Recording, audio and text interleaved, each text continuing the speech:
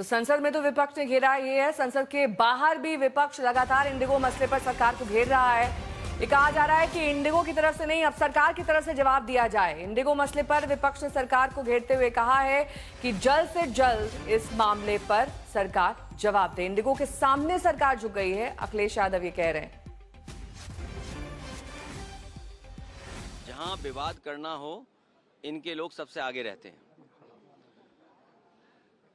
जहां सवाल आपने पूछा है टिकट को लेकर के, ये सरकार के सामने और जनता के सामने कोई पहली बार बात नहीं आई है। याद कीजिए, कुंभ, महाकुंभ, सनातन धर्म का सबसे बड़ा आयोजन, और उस समय जो श्रद्धालु आ रहे थे उनको कितने रुपए में टिकट खरीदनी पड़ी। इससे पहले जब श्रीनगर जम्मू कश्मीर में मसला हुआ था, उस समय भी टिकट कितनी महंगी थी।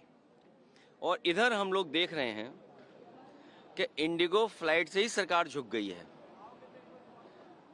फ्लाइट ही झुका दे रही है सरकार को। आखिरकार कारण क्या है?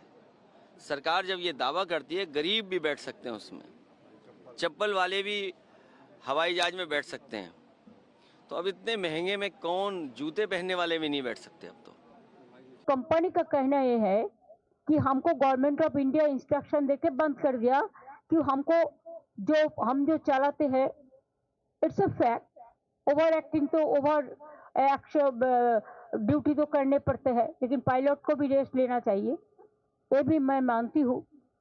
लेकिन ये सब ट्वेयर करने का पहले 15-30 दिन हाथ में टाइम लेकर कोई ऑप्शन निकाल के तो अब ये करना चाहिए था। उसको तो पता था ये होने से सबसे दिक्कत तो जनता को ही होगा, आम जनता को ही होगा। तो अभी आम जनता सफर कर रहा है, लेकिन वो लोगों ने सोचा क्या है, करने दो, चुनाव आएगा तो हम संभाल लेंगे कुछ ना कुछ कह के।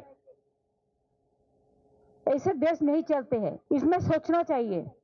जो लोगों का इतना दिन नुकसान हुआ है वो लोगों को कंपेंसेशन देना चाहिए।